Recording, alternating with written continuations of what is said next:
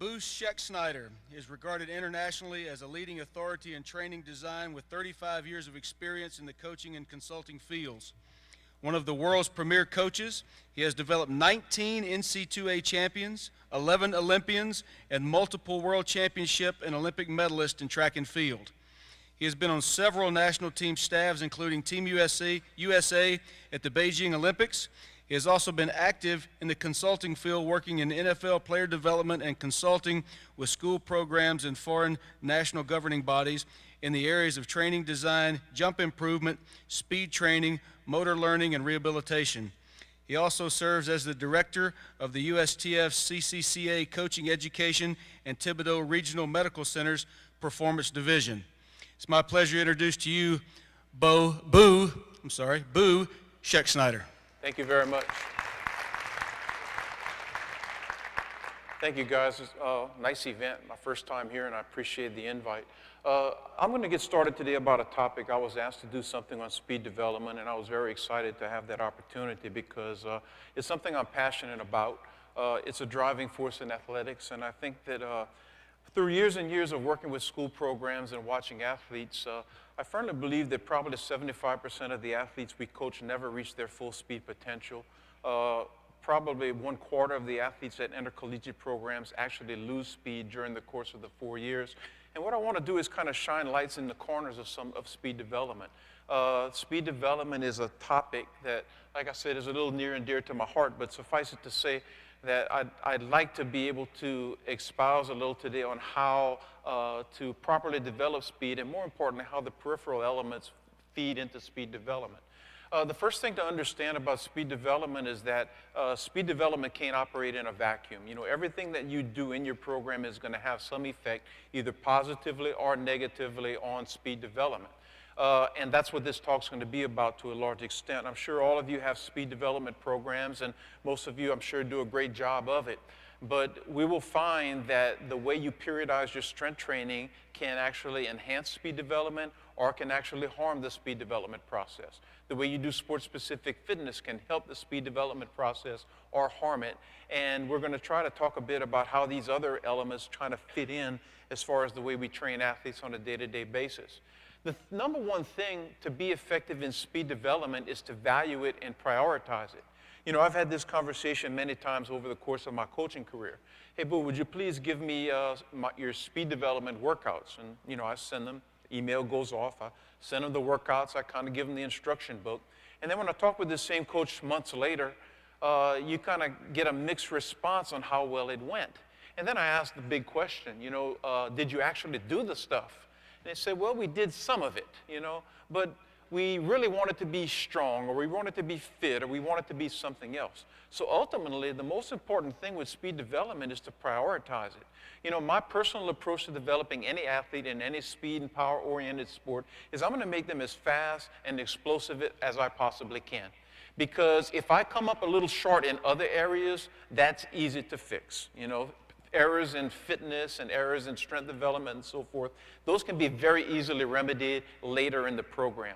But if you do everything perfect and you miss the ball on speed development's a tedious process, well then you find that you just don't have somebody who's good enough to play.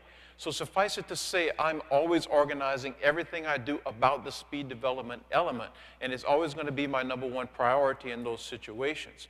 Now, speed development is a ridiculously easy process.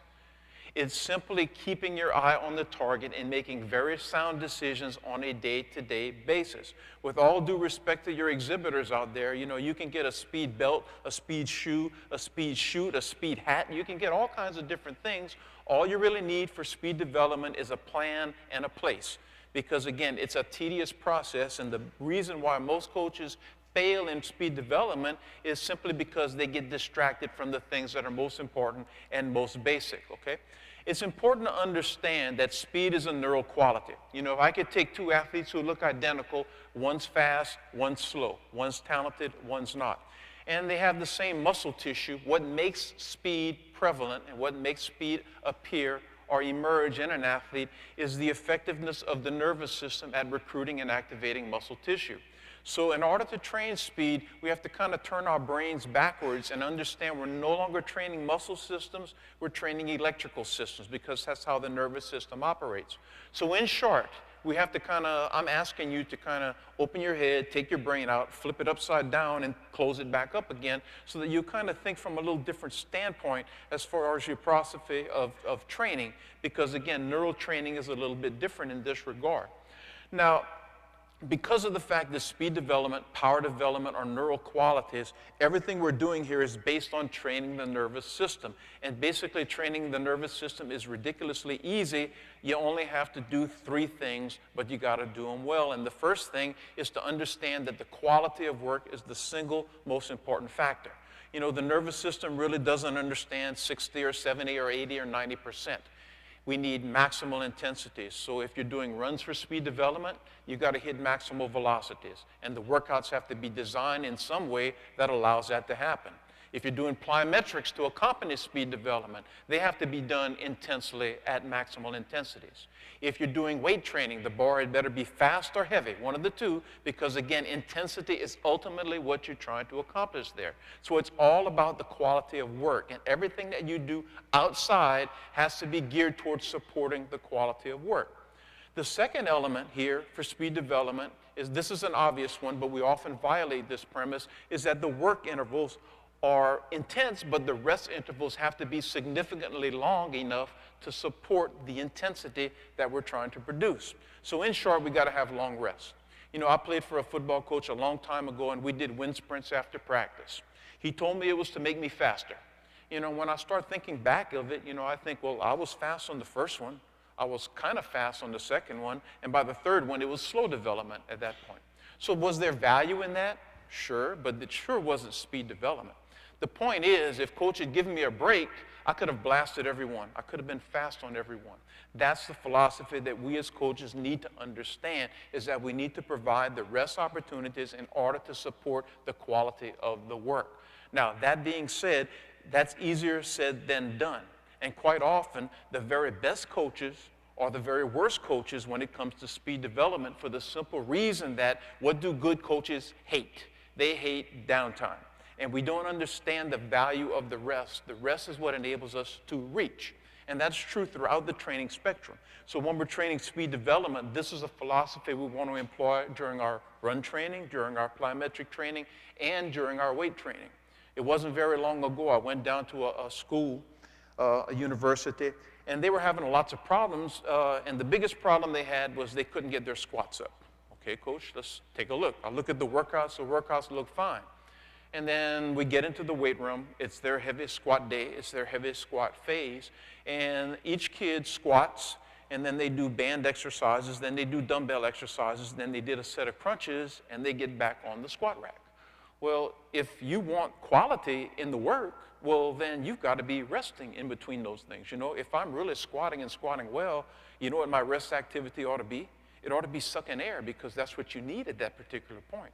So the point I'm getting at, it's all about quality.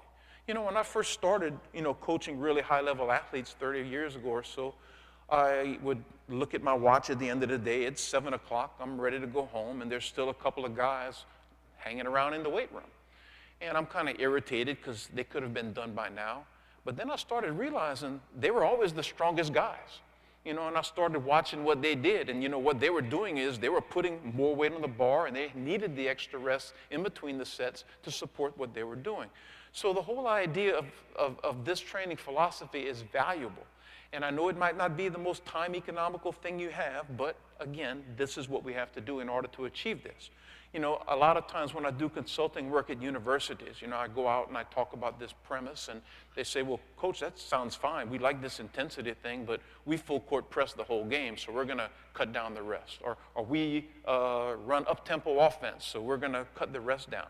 The laws of physiology don't really care what offense and defense you run. So ultimately, are you going to dedicate certain times of the year to this particular training philosophy? And the third piece of the puzzle is you want to have manageable volumes. You know, what you're going to do here has to be supported by the volumes that you have. It's not about how much you do, it's about how well you do it. So quite often, the actual volumes you're achieving are not going to be very big. I remember one time I was coaching a group of athletes during the summertime in Baton Rouge, and we were preparing for Olympic Games. I had like 6 Olympians there training. A couple of them went on and did really well. And make a long story short, this British guy came in and he wanted to watch these guys train. So a British guy comes in, he watches me train these guys for about 3 days. Well, the first day was a speed development day. And he's licking his chops because that's what he wants to see. You know, and basically what we did that day, we ran like 390s and it was over. Time to go to the weight room. And he was just so upset because he missed it. But he's missing the point. The whole point is that it wasn't about how much we were doing. It's about the quality of what we were doing on that particular day. Now, I'm not saying that you're never going to do more than 390s for a speed development session. But the point I'm making here is if fatigue is setting in at the end of the workout and you're still providing the rest, then you're trying to accomplish volumes that are too high. So again, very simple. High intensity, keep the rest long enough to support high intensity, and don't try to do too much. If you understand those 3 things, you can get up and get ready for the dinner now. I've got more to say, but that's basically what it's all about, if you just get those basic points. And you have to understand, neural training doesn't necessarily look like training, meaning that neural training doesn't produce fatigue, it doesn't even produce vomit. But at the same time, we have to understand that just because the kids don't necessarily look fatigued, they have trained because it's a different philosophy and a different form of training. And a certain percentage of your training days need to be dedicated to this particular philosophy. Now, speed and strength have a very unique relationship. Let's investigate that just a little bit before we go on. First of all, when we look at speed and strength, what are we trying to do here? What we're trying to do is we are trying to improve the way the nervous system activates muscle tissue. And that happens in 3 ways. We get improved recruitment of muscle fibers. Rate coding improves, which means that the electrical signal that is sent to the muscle tissue actually occurs more frequently. And then we get better coordination within the muscle itself. So what we're trying to do here, because we're using speed training, what speed training does, it improves the nervous system's ability to activate muscle tissue. It doesn't change the muscle tissue, it just improves the nervous system's ability to activate the muscle tissue. So that being said, we're getting neural strength improvements as a result of this particular form of training, and we'll call that neuromuscular integration. So this is a key concept because this is going to do 2 things. It's going to help us understand why we do speed development, and also it's going to help us set up our periodizations strength-wise that are going to support speed development correctly. So just keep in mind, that's the whole goal here, is to get the nervous system to play better with the muscle tissue. That's what we're trying to accomplish here. All right? Now, looking further at speed and strength. These strength increases come 2 ways. We've already mentioned how the nervous system becomes better at activating muscle tissue. So we get nice strength increases without any physical change in the muscle tissue or any physical change in the size of the muscle. But secondly, if you took an athlete and you sprint them at their maximal velocity, if you had the electronics or you had the technology to measure tension levels in the muscle tissue and measure tension levels at within the connective tissue, you would find those tension levels are actually higher than they are in weight training. So what we're saying here is that over the years and years, we've always thought of doing strength training to improve speed. What I'm saying is that the reverse is also true. Speed development training actually enhances what you do in the weight room. I'll share with you a story. A lot of you know this person, but one of the greatest Olympic lifting coaches in history in our country lives in Baton Rouge. So when I was coaching there in Baton Rouge, I would get walk-on kids into my program who had lifted with this Olympic lifting coach. He was the Olympic lifting coach. So that being said, I'm freaking out. Like, what can I do to improve these athletes because they've had a great coach prior to me? But when I started doing the speed development stuff with them and I started doing plyometric stuff with them, suddenly the lifts got way better, even though I wasn't doing anything particularly fancy. So that being said, just understand the reverse is also true. The speed development enhances strength development very much in the same way that strength development assists speed development. That's very key and an important thing to understand. And because we're improving the way the nervous system activates muscle tissue, not only are we getting faster and stronger, but we're also improving coordination. So suddenly skill acquisition becomes better. So your position coach, your sport coach now likes you much more because that kid's not as clumsy as they once were. Now, when I'm doing speed development, when I'm concerned about speed development, probably the single most important thing I am concerned about is what do I do it with?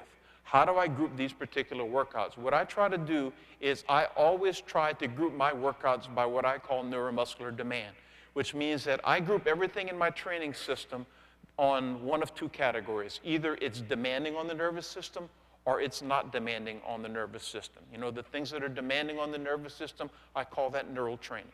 If it's not, I call it general training. So all of my forms of speed work, all of my plyometric work, my Olympic lifts, and my major lifts like squats and presses, those are demanding neurally. I call those neural training. The other things you do, your circuit training, your general strength, your med ball, your core development, all of this other kinds of stuff, I call that general training. And what I try to do is I theme each day. I have neural days, I have general days. My neural days are based on those neural agents and contain those neural agents. The general days contain the general agents, and I try not to mix and match. You see, what I'm concerned about is I want to send a very clear message of adaptation to the body at the tissue level. That's what's key, at the tissue level. You know, I go places and I'll see programs sometimes who do like speed development on a Monday, and then they do weight training like Olympics and heavy squats or whatever like on a Tuesday. You know, and they feel like there's rest and recovery in those programs, all right? Not necessarily. Let's assume, for example, and I don't mean to bash split programs, but I'm going to use them as an example here. If you have a split program, and maybe you do arms on Monday and legs on Tuesday and arms on Wednesday and legs on Thursday, well, if you look at that program, you know, it looks like there's a lot of rest and recovery in it. After all, the arms got off twice this week. You know, the legs only trained on Tuesday and Thursday. So it looks like rest and recovery is embodied in that program. But at the same time, you got to understand that everything you do weight training-wise or strength training-wise is not local, it's global. So what I'm saying is, even though you did a split routine, the nervous system was hammered every single day. Blood chemistry was hammered every single day. Endocrine systems were hammered every single day. So that's not a hard, easy approach to training. That is a flat line approach to training. So what happens is the nervous system receives a signal from day to day that is very consistent in nature. There's no fluctuation in it. It begins to interpret that signal as white noise, and you don't get the adaptations that you want. So this is why I group the way I do. I put the speed, power, explosiveness, and strength stuff together into workouts. I put the other stuff together into other workouts. That way I can be sure that the nervous system is experiencing hard and easy days at the tissue level. It's very important to understand when you design your training that when you're looking at hard and easy, it's not what happens in our eyes. What occurs and how we should judge hard and easy is by what happens at the tissue level and what happens at the cellular level, and by neuromuscular grouping. In my opinion, that's by far the easiest and quickest way to understand that principle and to accomplish that principle. So if you come to my track or my workouts, whatever sport, you're going to see very likely on a neural day a sprint, a plyometric, and big exercises in the weight room. On other days, you're going to see fitness training, change of direction, all of those other things on separate ways, and I don't like to mix and match them for the reasons that I just gave you. Now, in order to train speed properly, you've got to understand a little bit about lactate metabolism. You know, lactate and the acidity associated with it. Lactate is your enemy and your friend simultaneously. If you take an athlete and you subject them to really high levels of lactate to which they are not accustomed, then the acidity associated with that is actually an irritant to the nervous system. So because of the acidity associated with this irritating the nervous system experiences a form of shock. So if I take an athlete, bathe them in lactic acid one day, then they can't become faster or more skilled for 3 or 4, maybe 5 days after that bout of extreme level of lactate. So we have to be very careful and very judicious about the way we train sport fitness and also the levels of lactate we're experiencing our athletes to.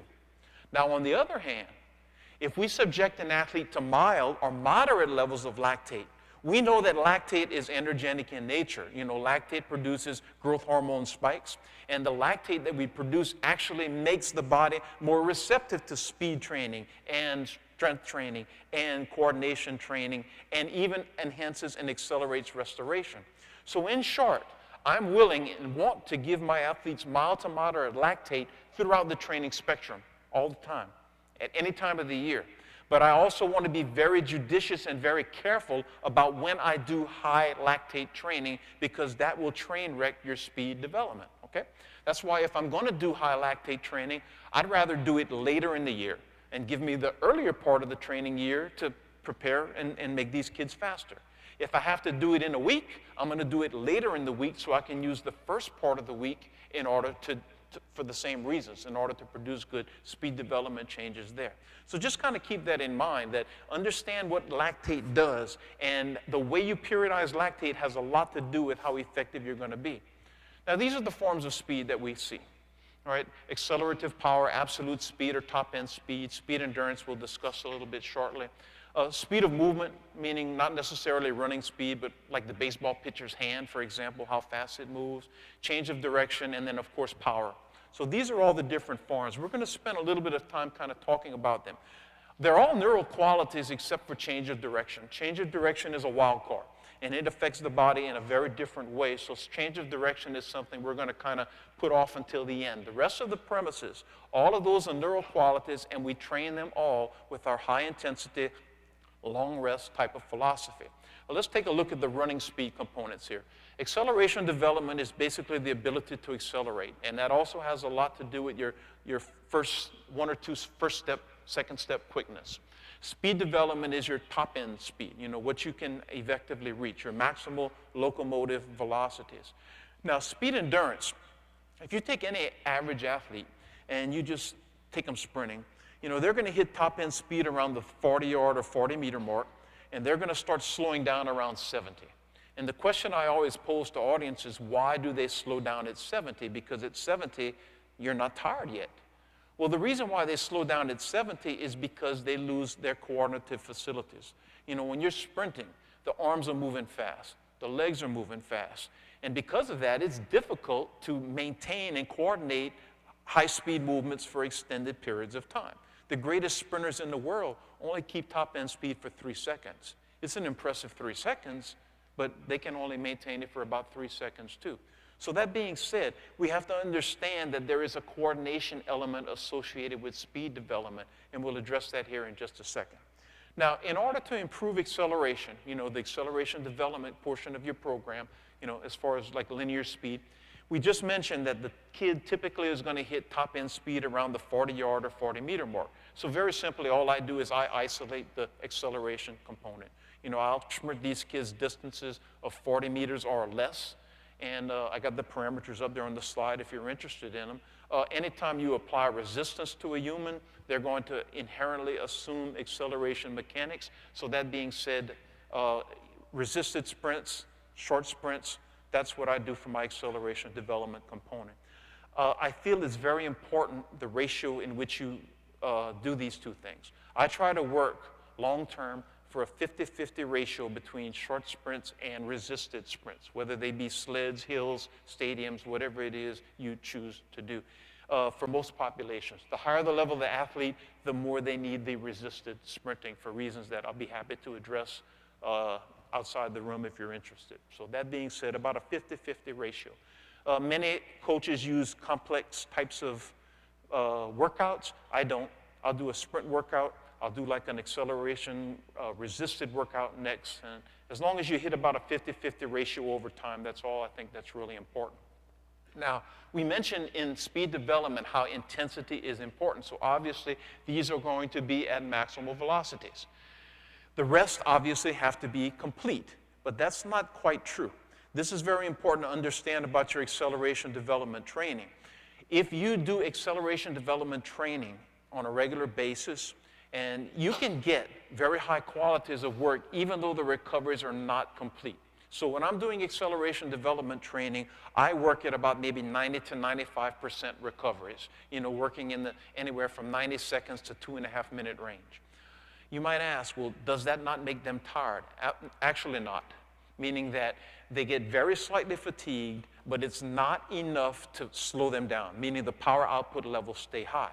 But what that does is, over the course of the workout, they slowly accumulate a little bit of lactate. And what do we say about lactate in small doses? It's highly energenic and restorative.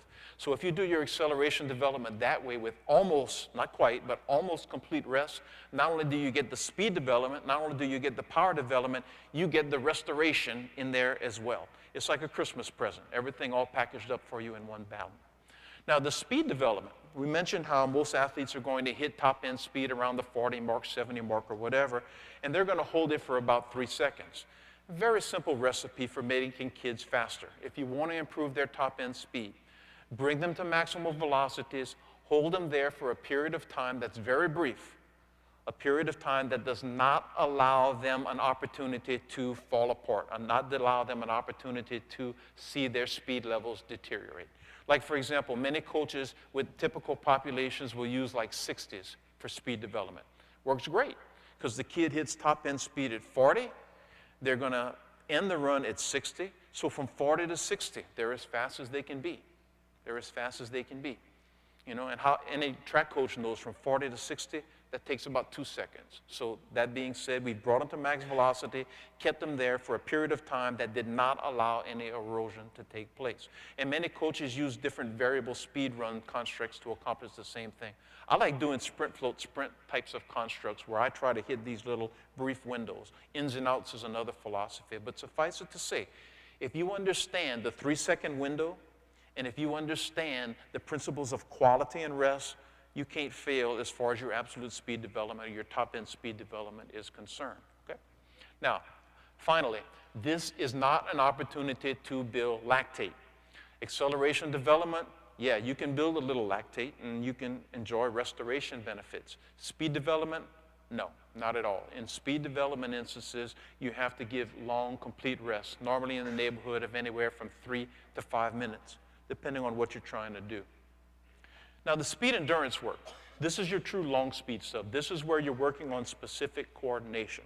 As we said a little while ago, when kids are sprinting, it's difficult for them to keep the arms and legs coordinated at high speeds. It's kind of like playing a video game. You know, the faster the game goes, the harder it is to hit the right buttons.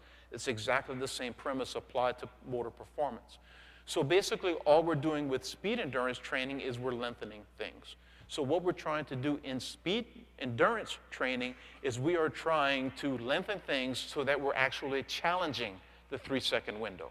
So in short, if you want to improve an athlete's top-end speed, bring them to max velocity, hold them there for periods of time less than 3 seconds. If you want to train speed endurance, bring them to top velocity, hold them there for periods of time greater than 3 seconds. That being said, that's all you really have to do, and that's all you really have to understand. Now, something I should say here before I get into sport specificity. We've used the breakdown of 40 and 70 as kind of like our goals. Keep in mind, we work with different populations.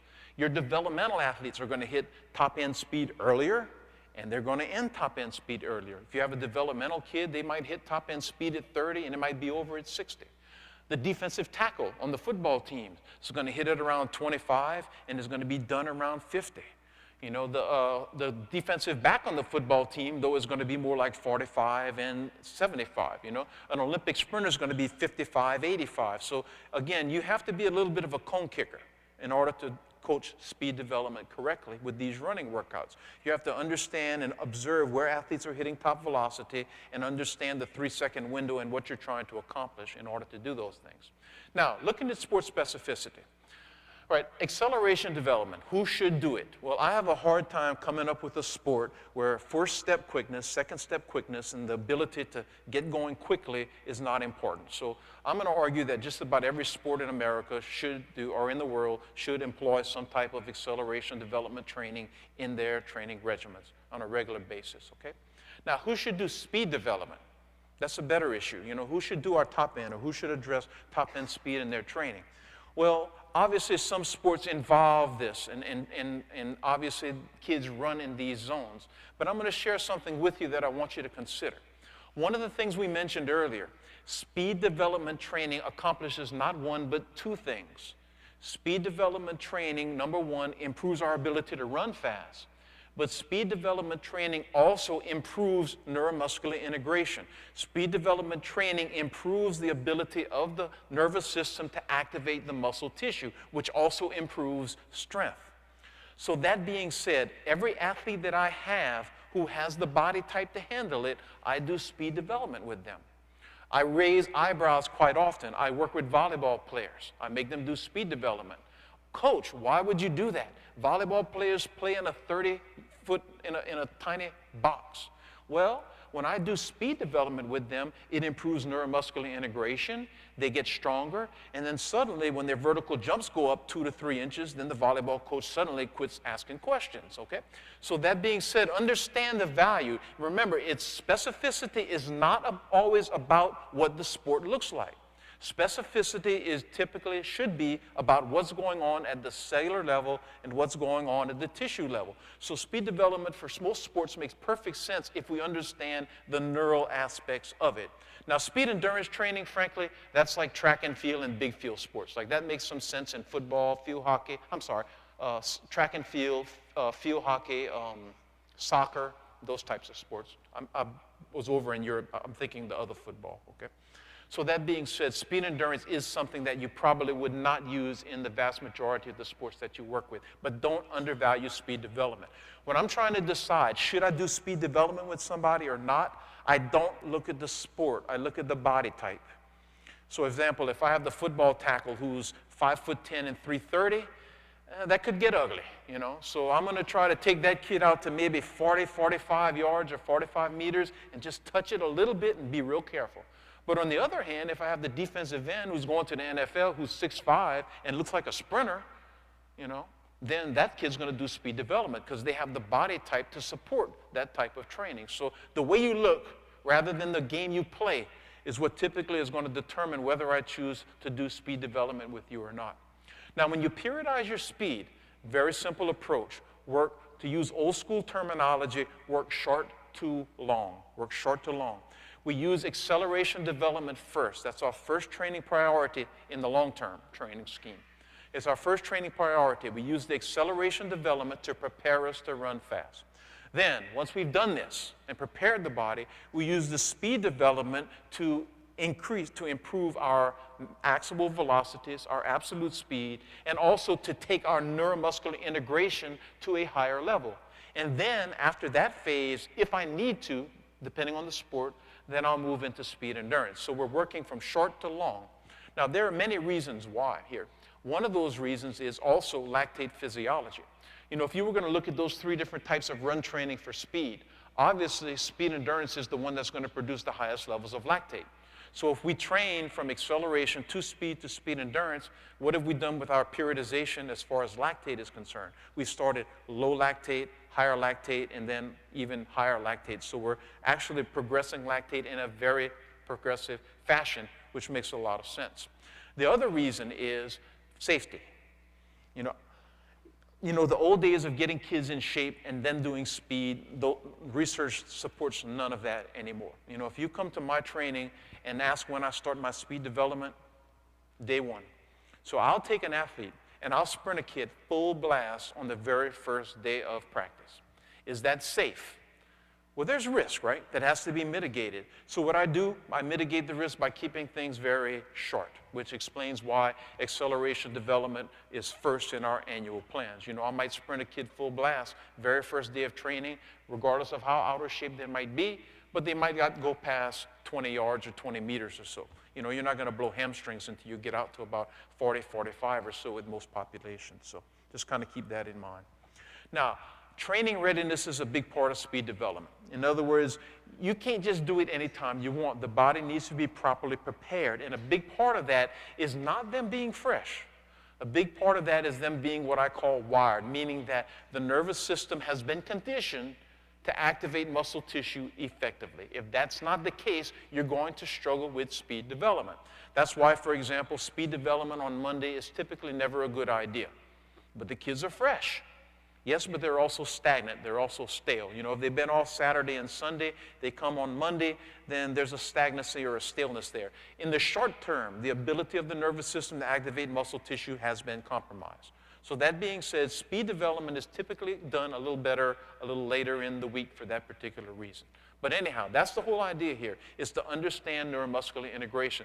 So what we're trying to do with neuromuscular integration is we're going to apply it in our periodization schemes. We're going to use power training in order to set the table, establish neuromuscular integration, and then follow it with speed development, okay? So speed development is not something we jump into immediately.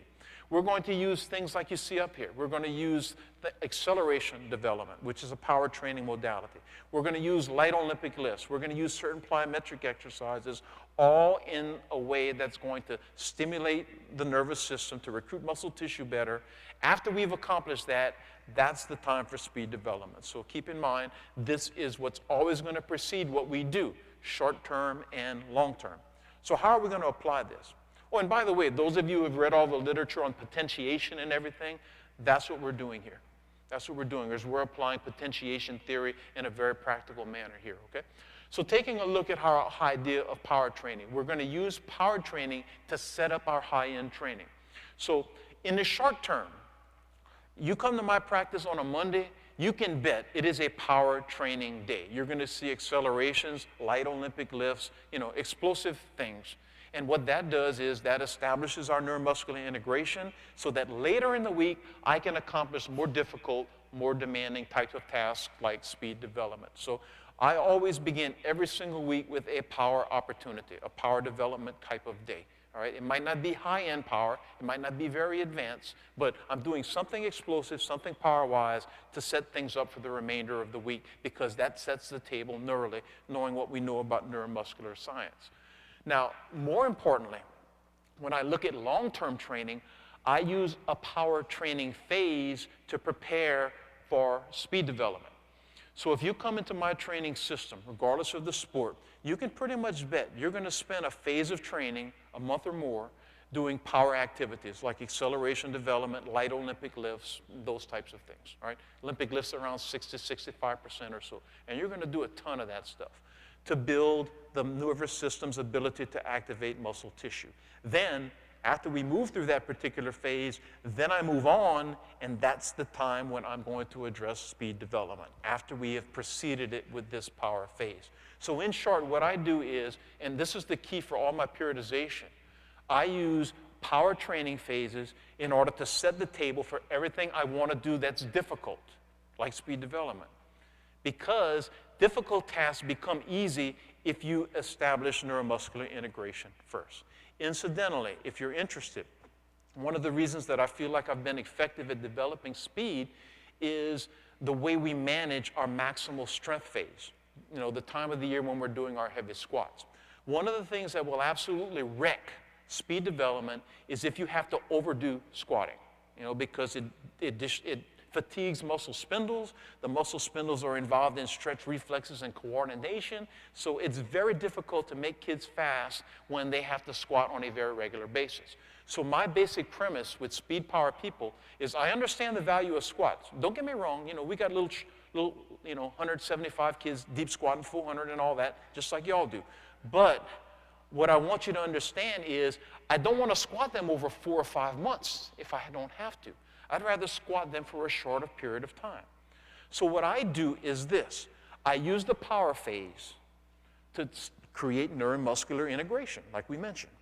That neuromuscular integration makes them more receptive for absolute or maximal strength training. So the amount of time I actually have to squat them to get stronger actually shortens. So all of the baggage that they accumulate through the squat phase is suddenly cut down tremendously. So in short, if you were going to look at my annual periodization, power phase, followed by a phase where I'm looking really hard at speed development and maximal strength development. And I really don't care too much about maximal strength development early. I wait until I've enjoyed the benefits of the power phase in order to attack that. You know, when I first got started years and years ago at really high-end kids, you know, I'd squat the heck out of them, and it was a slow process, and they got strong. And I just found that when I preceded the max strength phase with a power development phase, the amount of time I had to squat them to get them strong was cut roughly in half, roughly in half. And if I can squat a kid and accomplish the same strength gains in half the time, that's what I'm after. That makes a lot of sense, given the short-term negative side effects you get from squatting. So that being said, that's why I precede everything I do with a power phase. So that if you kind of understand, Inoka's work, and you kind of understand the whole idea of neuromuscular facilitation, it just makes a lot of sense. So taking training net readiness a little further, here are some things that we have to understand. Your biggest hurdle, understand, when you put together your speed development, or the time of the year when you're trying to do high-end speed development, you're going to have two things to be concerned with. First of all, if you have to do high-end fitness training, be careful about where you place it. Because if you place it 3 or 4 days, or 4 days or less before the speed development, it's going to have a negative effect on the speed development. The other thing is, where are you going to place your heavy squat day? Like most of you are going to have one of those, right? So if I squat, typically it's like 4 to 5 days before my body is really receptive toward speed development once again. Now, when I put my cycles together, heavy squat Monday, speed development Friday, for that reason. Another option, you can do your speed development and then follow it with the squats. That's another way.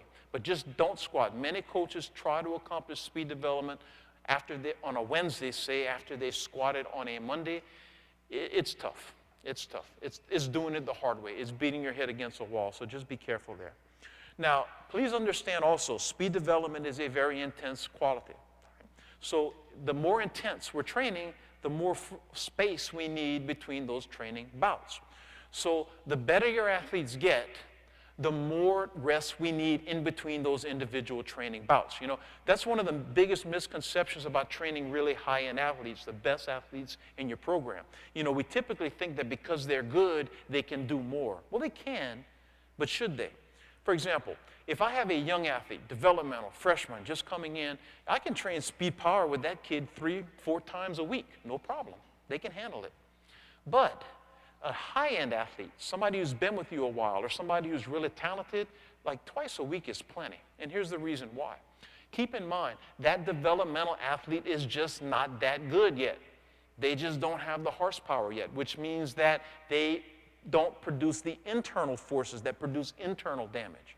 On the other hand, that advanced athlete, when they perform, they're very explosive, they're very talented. That's what makes them good. But also, they produce greater internal forces, which produce more internal damage, therefore they need more rest. So that being said, the higher the level of the athlete typically, the wider you need to space speed development and high-end training for that reason. It's kind of like, think of a car, for example. If you're driving your car 20 miles an hour, and then suddenly you look at a text and you drive into a post, well, your insurance goes up, but nobody dies. If you're driving 90 miles an hour when that happens, it's a catastrophe. Well, the better kids, the faster kids, the more talented kids, they're driving at 90. You see, so that's the thing you have to understand is what makes them good also makes them more prone to these types of syndromes. So that being said, the closer kids get to their genetic ceilings, regardless of what that genetic ceiling might be, typically the further apart we need to space the high end, the most difficult training phases, training days, I should say, like the speed development types of day, okay?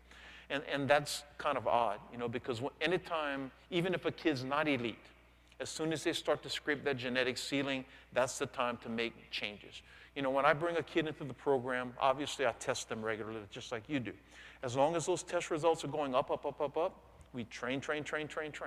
But when I start to see the test results starting to level off, that is a signal to me to train more intensely, but with greater space in between the training days, okay?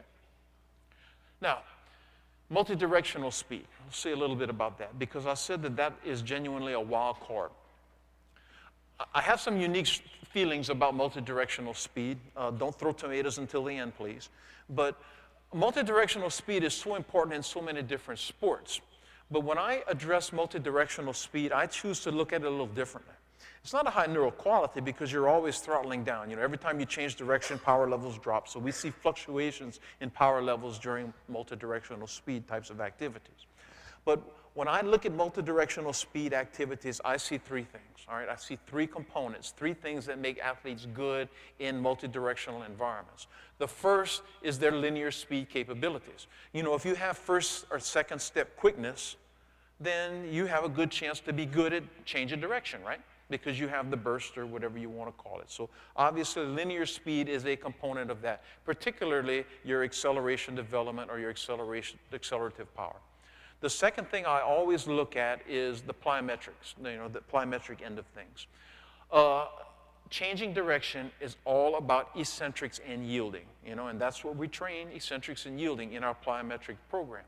You know, if we once again look at the cellular level, if we once again look at the tissue level, you know, if you observe the kid doing like a depth jump, you know, they fall off the box and they bounce. At the tissue level, the body doesn't know whether you're going down to up or right to left, meaning it's kind of the same thing. It's all about eccentrics and it's all about yielding forces in those situations.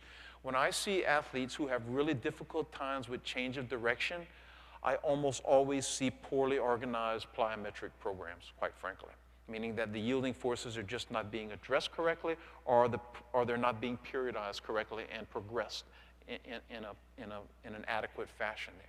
So their plyometric performance is going to have a lot to do with how elastic they are, which translates directly into these chores. And the third component is what I call body balance. You know, if we look at body balance, I'm looking at the different strength ratios. If you look at kids who are strong on the posterior side versus the anterior side, or kids who are maybe have strong legs and weak cores, or kids who have strong upper bodies and weak lower bodies, or whatever the case may be. Anytime that you have these types of imbalances in their development, you're going to have dysfunction in change of direction because it's all about body control. Another common component, another common issue is kids whose strength types, the levels of various types of strength are out of balance. You know, you'll see kids who have big squat, but really poor jump tests and poor power tests. Those are athletes who have strength imbalances as well. So in short, when I see kids who have the baby giraffe syndrome, you know, they look good, but when it comes to change of direction, they're just not that good. To me, typically, that means they need to be in a strength program that is diverse. They need to be addressing absolute strength, power, elastic strength, general strength, meaning tons and tons of body weight activities and all of those types of things. If you provide them with enough diverse types of strength development, those imbalances alleviate themselves over time, and then typically those problems go away. So in short, thank you. So in short, when I'm concerned with multidirectional speed development, my approach is not really to do tons and tons of shuttles and tons of cone drills. All right, they get too much of that in most sports already. You know, they're already subject to overuse issues in the sports themselves because of that. And they can't quit doing it in the sport. They have to do it there. So I choose not to pile on. So what I try to do is I try to work on the individual components that support change of direction and let change of direction kind of take care of it itself. And personally, frankly, I've done a lot of study on this. I really believe that because we're going so overboard on change of direction, that's a lot of the sports hernia stuff that we're seeing now. We didn't know what that was 20 years ago, and now it's everywhere. So that being said, like when I do NFL combine guys, for example, you know, the guys come out, we train. You know, we're just training and doing what we're supposed to do. And they always ask me, Coach, when are we going to do the shuttle? Coach, when are we doing the shuttle? Coach, when are we going to do the shuttle? You know, and 4, 5, 6 weeks later, finally, I'll say, okay, guys, we're finally going to do the shuttle, all right? You know, so I bring the cones out, and they do the shuttle, you know, and I take the time, and then I show them the stopwatch, and they look at it. Okay, I'm good, you know. And it's not that we haven't been practicing the shuttle. We've been working on the components, you know, so all of the things that are effectively going to allow them to execute the skill we've built. All right? So the point is this. I know that when they get out there with the football coach or the basketball coach, they're going to have to do tons and tons and tons of change of direction. So I would rather just prepare them for that and then let them do it there as opposed to just piling on. You see, you as a strength and conditioning professional, you always have to consider, you know, obviously sports specificity is critical for us, is it not? All right? We have to prepare kids to do what they need to do in the sport. But when a sport exhibits overuse issues because of the nature of the sport can't change. So do we pile on or do we contrast? I choose the contrast for that particular reason. So anytime I see overuse issues in one place, I try to go to the opposite sides of things for that particular reason, just to kind of keep things on the safe side in that regard, all right? For example, I'm sure all of you are familiar with football, like defensive backs in football. When they backpedal, they get low and they take the little bitty steps, and they do God knows how many reps of that over the course of a year. Well, that's what they have to do. You all know that a big precursor toward injury is repetitive movement and small ranges of motion. And in a back pedal, you have both. So there's a big injury risk there from overuse in that particular scenario. So when I get a football player outside of the football season, I make them do backwards run, but I want them tall and open and loose. Why? I choose the contrast as opposed to pile on in those situations. So just kind of keep that in mind, all right? Specificity is good to a point, but not when it produces overload or overuse, okay? Excuse me. Last topic, and this will be a fast one. They're flashing cards at me. Is if you kind of understand the whole idea of neuromuscular facilitation, if you understand how power training and speed training actually take the nervous system and make it more able to recruit muscle tissue, then suddenly you become like super duper rehab guy or super duper rehab girl, because this is the key toward to effective and fast sport rehabilitations.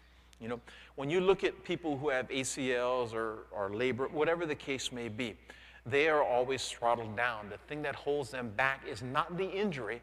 The thing that holds them back is their inability to produce high levels of power, their inability to produce high speeds of movement.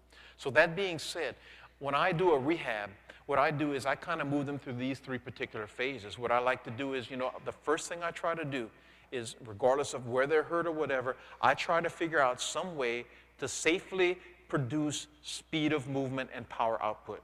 Whether it's plyometric or some kind of unique plyometric or some type of speed training or whatever the case may be, I'm going to figure out how to get speed of movement in there. Because what I'm trying to do is I am trying to reestablish neuromuscular integration. Once again, get the nervous system activating muscle tissue. Now, unfortunately, many rehab people will tell you, you can't do speed until they're strong. Well, I think I've just made a point of how speed produces the strength. You can't produce speed without the neuromuscular integration. So that being said, that's like saying, okay, we're going to lift weights as soon as we get strong. It just doesn't make sense, because that's effectively how you're going to do it. So that being said, these are the phases that I kind of work through. And again, that's always my thing. I'm always looking for ways to train eccentrically. I'm always looking for ways to train safe power. I'm always looking for ways to train safe speed with rehab patients. Because if we do, then suddenly the nervous system activates things and then everything kind of rolls out of the way. One of the reasons why kids typically get hurt, when they come back, why you see these reoccurrence of injuries, the body kind of has an phenomena called inhibition, meaning that once a kid hurts, let's say they blow a knee or something like that, you get back, you train them, and the knee is strong again, and they go back out there and they blow an ankle. Or if they sprain an ankle, they go out there and they blow a knee. The reason why this happens is because the body sends an inhibitory response, meaning that the body kind of throttles down the central nervous system in order to protect those tissues. So a big part of rehab, and the crowning of any rehab, should be the fact that you are trying to do high-intensity training. So I basically finish every rehab with high-intensity training to break through that inhibitory response. Like at our hospital, we're getting ACLs back in like 5 months almost regularly right now, kind of taking this approach. It's a little groundbreaking, and we're starting to draw a little bit of attention as a result of it. But suffice it to say, if you understand the whole idea of neuromuscular integration, it makes sense. Now, if you also understand what we said about lactate, then we also understand that the last thing you are concerned about in a rehab situation is sport fitness. Because as soon as you turn your attention to sport fitness, all of the neural integration that you're trying to establish is going to come to I'm not going to say stop, but it's going to be greatly decelerated. It's going to be slowed a lot. So that being said, so when I'm like doing an ACL rehab or something like that, which I do a lot of them now, when I'm doing one of those rehabs, the last thing I ever let them do is any kind of so-called fitness training. because that's just going to delay the time it takes to get the knee back and the whole organism functioning properly. So just kind of keep that in mind, all right? Okay, if you want to get in touch with me, that's how you do it. I don't mind. People do it all the time. I don't claim to have all the answers. But if I can, keep you from beating your head against a wall that I've already beat mine on, you're more than welcome to contact me. So that's how you get in touch with me. I appreciate the opportunity. I hope I shine some light in some corners. And most of all, I hope that there's a problem you have right now that you might have an approach to. You might have a plan for now. So that being said, thank you very much. And I will see you somewhere down the road. Appreciate it.